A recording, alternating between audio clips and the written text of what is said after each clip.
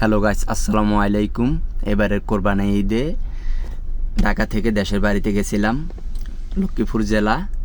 তো আমাদের বাসার পাশের বাসা আমার ভাইয়ের বাসা। আমার ভাইয়ের বাসায় আসি, দেখলাম অনেক বিভিন্ন রকমের ফল গাছ আছে। এখানে আম গাছ আছে, লেবু গাছ আছে, তারপর হলো আপনার পেয়ারা গাছও আছে। আমগুলো দেখাচ্ছি, দেখি এগুলা কি আম। এগুলো হলো রূপালি আম, দেখতে অনেক সুন্দর, মাশাল্লাহ, অনেক গ্যারানো।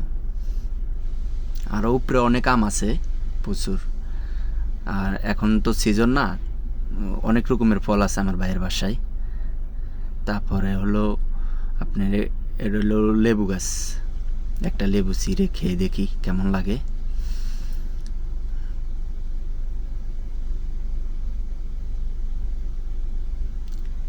একটু মজা করলাম, অনেক টক।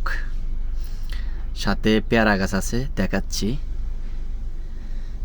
পেয়ারা পাকে নাই, তা দেখি পাকা আছে কিনা। এটা কিছুটা দেখি, একটা নিয়ে দেখি। পাকে নাই, কাঁচা।